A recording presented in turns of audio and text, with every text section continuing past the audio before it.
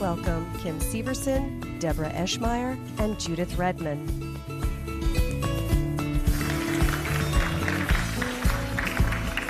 That music is so groovy, I'm just like, okay. Well, we had the boy panel, now we're having the girl panel. So this is our uterine empathy panel.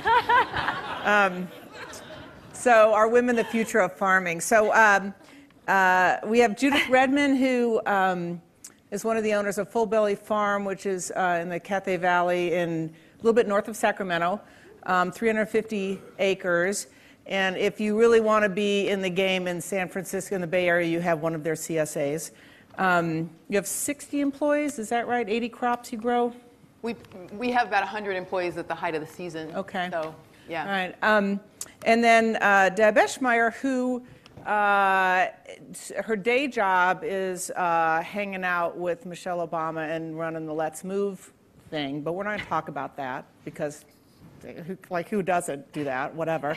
But also comes from a long farm family, and Jeff was your neighbor boy, farmer boy, and you fell in love, and then she went on to the White House. But really, what they do is run a 22-acre vegetable garden, vegetable farm, and we have two really interesting perspectives on women farming. I was talking with another woman farmer last night about, women not on the farm, they're leaving the farm. And we realized that really it's the women on the farm have traditionally been sort of invisible. You still go, oh, that's Bill's place, and that's John's place. It's not like that's Bill and Sarah's place, and that's John and Sue's place. So first, let's talk about women on the farm and the invisibility that has been kind of traditional in your experiences. And Judith, you want to start, and then Deb will... Yeah, in production agriculture, I think women, we don't really think of it as dominated by women. We think of it as kind of a man's world. But in fact, there are a lot more women in production agriculture than we realize at every level. At the level of farm ownership, there's a lot of women that are very active there. At the level of farm worker, there's a lot of women there. And then if you go beyond the farm to think about restaurants and supply chain all the way, there's women at all levels playing very, very important roles. My farm, we have 6 owners. 3 of them are women and 3 of them are men. 2 of them are second generation, and that's very exciting to us. In terms of the farm workers, I think the National Agricultural Worker Survey says that 22% of American farm workers are women. At our farm, it's 40%. So our crew, the crew that does the daily work on the farm, picking your flowers and fruits and vegetables and nuts and herbs and collecting the eggs and doing all of those things, 40% of those people are women. Right. Yeah, and just to add to this, we could keep this panel really short because the answer to this question is obviously just yes, and we can mic drop and take off. I don't know if folks know, but there's actually 970,000 women farmers and primary and secondary operators in the farm based on the 2012 Ag Census, and they control 300 million acres of land. And it's a pretty astonishing number. That's $13 billion worth when you look at the actual economic value that women control. So if you want to have like a Forbes Future Farmers list, let me know. We can talk about that. But personally, I grew up on a 5th generation dairy farm, and I had a role model of a woman who, she lost her father in a farm accident when she was 13, raised her 4 younger siblings. She went on to have 7 children, have 20 grandchildren, and run a 300-head dairy operation and 2,500 acres. This woman is my mother, and I'm the youngest of 7, and if she would have a title, it would be co-CEO, Chief Financial Officer, COO, Chief Soil Officer, Chief Marketing Officer, you name it. If you want to have, farmers don't have time to put together resumes, let's just say that. But that is if you think about lean in, right? If you think about Sheryl Sandberg, this woman, 73 years old now, she's been doing it. She's been that leader. And on top of doing all those things and working, she's working 18-hour days, she was putting 3 hot, from-scratch meals on the table for a family of 9. And she was there for us every day. And when we're trying to have this conversation about where women farmers are, like to me, that she set the bar crazy high. But like, so it's like trying to match that level, but to me it's a very clear answer. They have been the leaders, and as Judith said, they've been somewhat invisible. And I think what I'm here to represent today is actually not as much about my story, but how my mother has been doing this, and how so many women, especially in middle America, have been taking on this role and have not been properly acknowledged.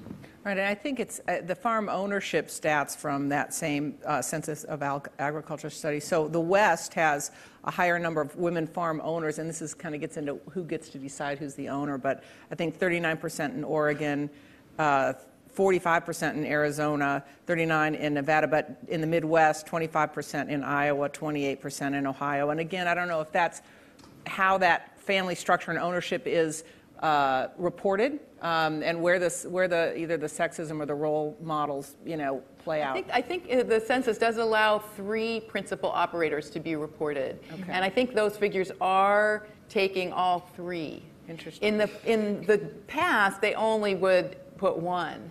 And so I think that's a little more representative. I mean, at our farm, there are 6 owners, 3 of whom are women. How do you decide it goes in the 3? I don't know. I usually fill it out, so that answers that question. Yeah, so, okay.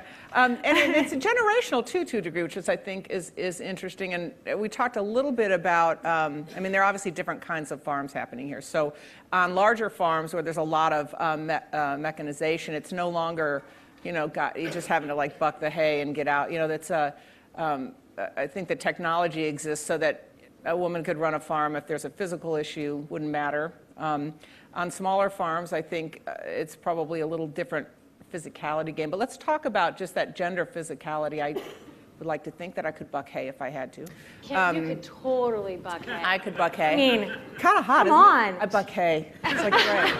I love that. But you were telling me an interesting thing about your the standards you use for physical labor at your farm. So one thing, just again going back and then being the youngest of 7, it was like, well, if Debbie can do it, this means that everyone else can do it for a longer period of time, and that we won't break down our bodies by the end of the season. So I was a little bit of the guinea pig in that process. I don't encourage using your youngest child as the person to test that on. But I do think that a lot of times, like women are strong. We know that. Like it's the physicality of it is really never in question for me. My husband is 6'4" and 220 pounds, and a lot of times we were both carrying the same amount of tomatoes and potatoes and garlic. let's just say, I was a lot stronger in the last couple of years working on the farm. It's not the same working in the White House. You should incorporate that in the Let's Move thing.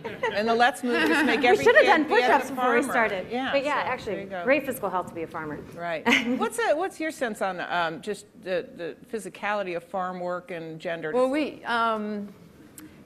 women play a lot of different roles on our farm, but and so I think that I could give examples, and I would love to give examples of some of those different roles. But our harvest manager is a young woman in her mid-30s named Jan Valia, and she's a small woman, and she is very highly respected by all of our crew because she can do pretty much anything that any of them can do. And that does involve a lot of physical labor, like harvesting, pulling buckets of potatoes around and stuff like that. But it also involves on our farm a lot of tractor driving, a lot of big pieces of machinery, not putting implements on tractors and that kind of thing. And she can do it all. She understands how to fix tractors, and it's really wonderful to have her at the farm. And everyone really respects her because she works really, really hard. And in addition to that physicality that you're talking about, I think being able to do physical labor and work long hours has a lot to do with your head as much as it does with your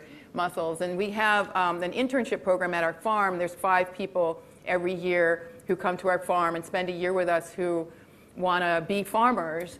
At least 50% of them are women. It's a very hard program to get into, and the women always excel at getting in because they're very well qualified. But there are 20-year-old young men that come into that program, and they maybe haven't worked outside very much. They're maybe not used to physical labor, and it's very, very difficult for them. And that could be true of the women too, but I think men often have an idea of being very physically strong. And it's very clear to me, looking at a new crop of interns every year, that a lot of strength is about your endurance in your head and whether you are willing to push yourself and take a risk. And we see women apprentices and women interns at our farm performing and outperforming very, very frequently. Yeah, I mean, it's different skill sets, I suppose. We were talking, too, that in terms of new farmers, there are more women as new farmers than there are men right now. So there's certainly a movement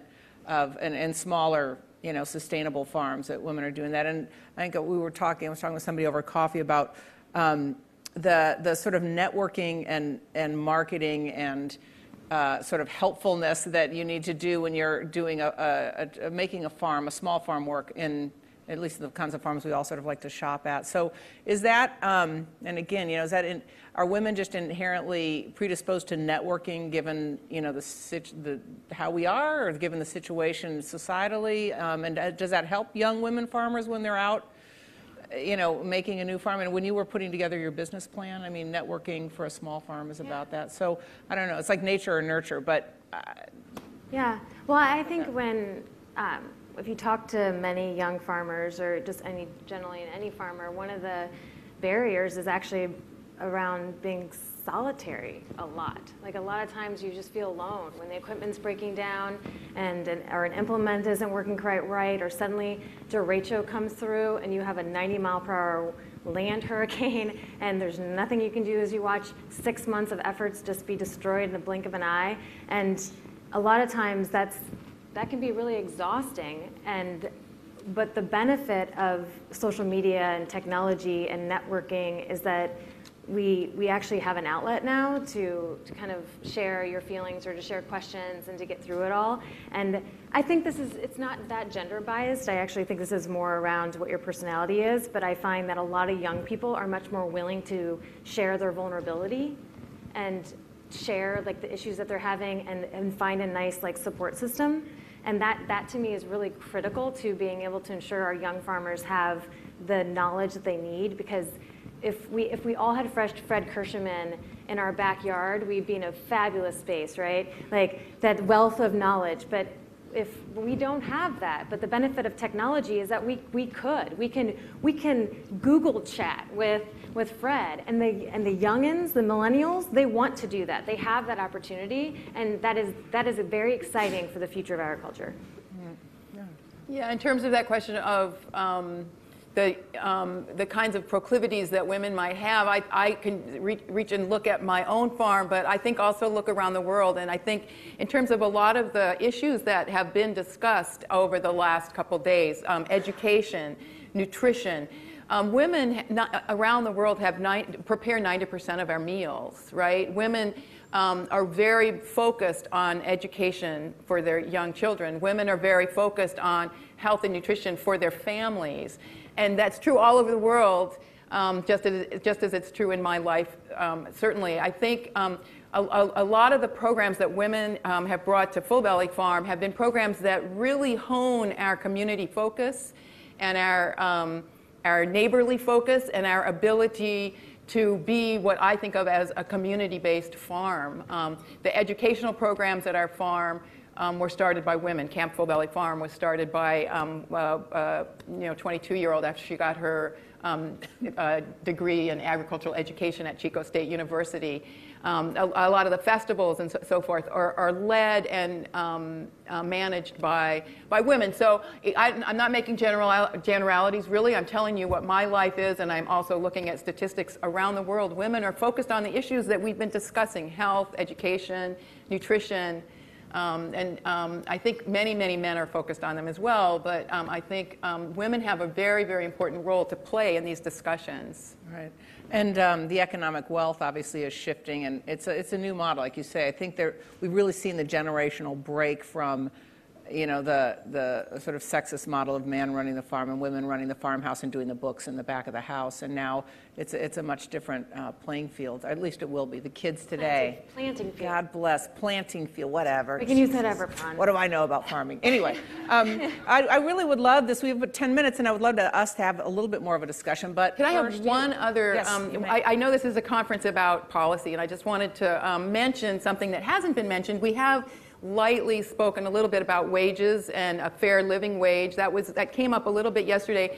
One thing that's very important to production agriculture, people in California who grow the fruits and vegetables that we've been talking about, it hasn't been mentioned, so I'm going to just throw it out there in terms of policy discussions. What's very important to women, for example, who work on my farm and have families in Mexico, or young girls who perhaps were raised in California, grew up here and want to go to school here. What's very important to them is immigration reform. Immigration reform would make a huge, huge difference to those women and girls, and all of the farm workers, and certainly would be beneficial to a lot of production agriculture. So I wanted all of you to drill down a little on that. What would that look like? What are the top 2 or 3 points? The top point is that people who work in agriculture and in our restaurants, those people should be here legally. They should be allowed to be here legally. They should have a visa that allows them to work.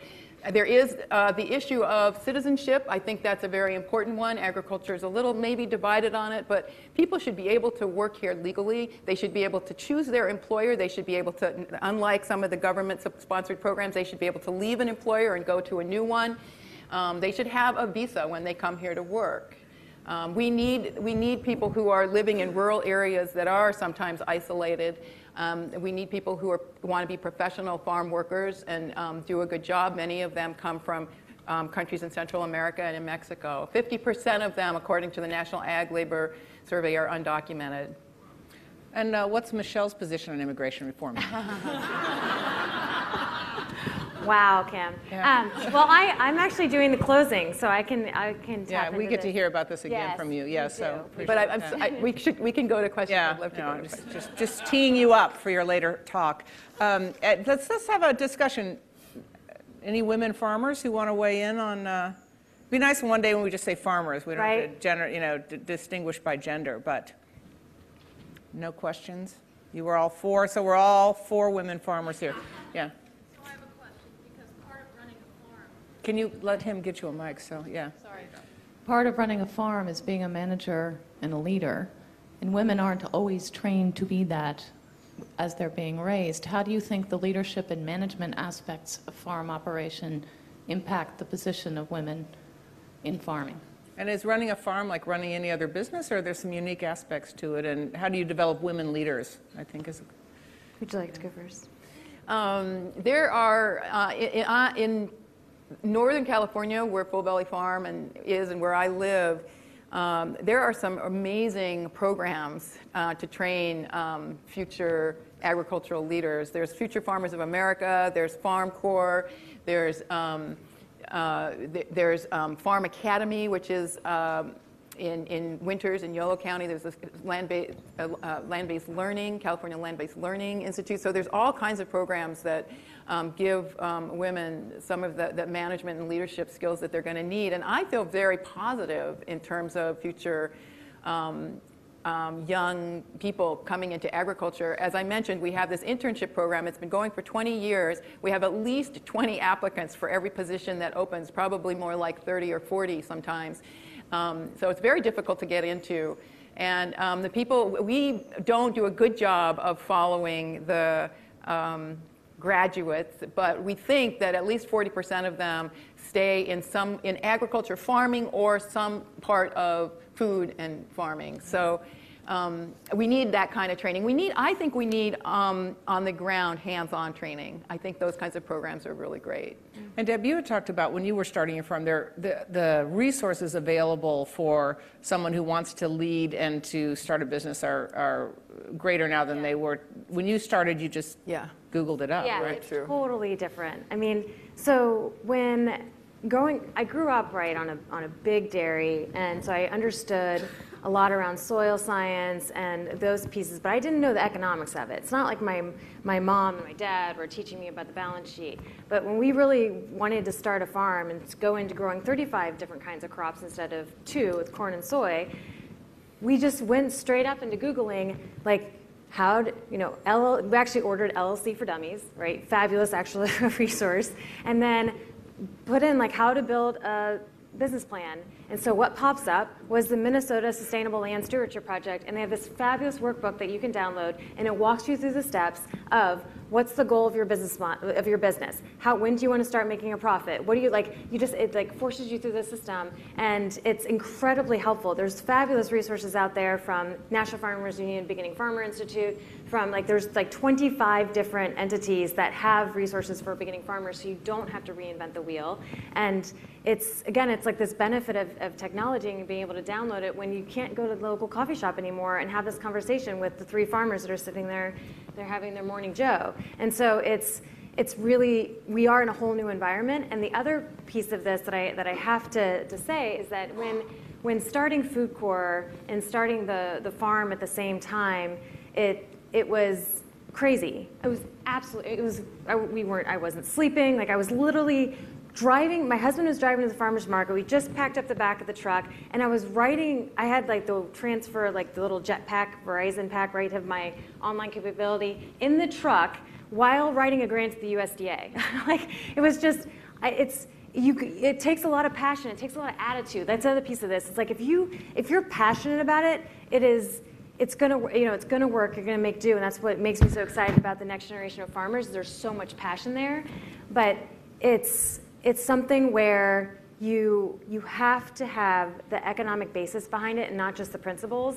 And again, this is where I am encouraged by how many resources are out there, so young farmers don't have to go in blind with what their goal should be 3 years in, 5 years in. And then they have like fabulous role models like Judith who are successful and are there as a resource for them. But the Future Farmers of America convention is coming up at the end of this month, right? So that's 60,000 young people. Mm-hmm. Do they have specific women leadership models in that, or is everybody just all in together? I mean, so it's really, are folks familiar with FFA?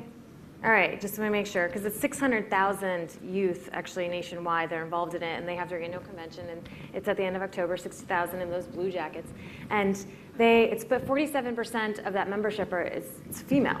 And so this is where we're talking about the next generation of those that actually own the land and are growing what we're consuming in our food and fiber in the United States. It's women-led, but they specifically have career education tracks around, and it's again helping them to achieve their career goals. And this is around whatever their specific interest may be in any form of agriculture. And again, it's dominant with women. But the other thing I wanted to mention is that when starting Food Corps, now looking at the base of the Food Corps service members that are in 500 schools in 17 states, it's majority women.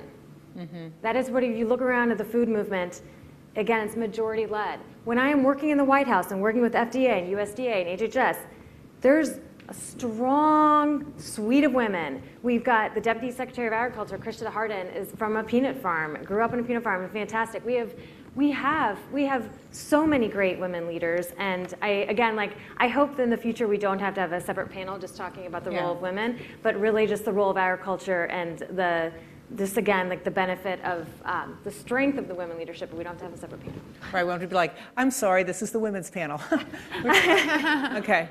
Judith, you wanted to? Oh, I think it's funny that the people that are starting now in agriculture, the people that I see seem so much better prepared, so eloquent, so articulate, so strong, so self-confident, compared to where the 4 of us, when we started farming in 1989, and I think really just by the seat of our pants and a lot of idealism, built a business before really organic was a market or was known, and I feel like we're in a different world and a lot better off because people are much more thoughtful about farming and do go into it a lot better prepared than I was. But I didn't come from a family that had been farming. All right. Any questions about farming? Oh, Joan, great. Joan Gus, you all know Joan. Thank you for being here. I love Joan so much. Do you have any clues about what we should do about the fact that farmers don't have retirement accounts, don't have medical care usually, and usually age out, and then there's nobody who wants to farm? I mean, it's not just a woman's problem, but it's a serious problem, and I wonder if you've thought about it. Yeah, no insurance, retirement, and yeah, caring for farmers when they can't work the land anymore. What do you see? What do you see in your communities about I mean, that? it's interesting. The way that my parents have always answered that question is that our land is our retirement plan, and so it's always where you're cash poor and you're dirt rich, right? That's how you grow up, and that it's the opportunity. It's your wealth is your soil, right? And in the greater scheme of things, like that to me was always what was the most important, was that that our family was stewarding our soil, and I know, and it's not the right answer yet. There is a part of that answer that has to do with succession planning, and that's a part of what's going on our farm. Is that certainly some of the parents will gift the business and the land to their children, but there's also an element of expectation that it will also be the other way around. That the children will also figure out a way to be the retirement account for their parents. I think there's some of that going on, and some succession planning that I've seen taking place as we have this generational change. All right, well, we're out of time, but thank you both so much. Yeah, thank you. You out that way?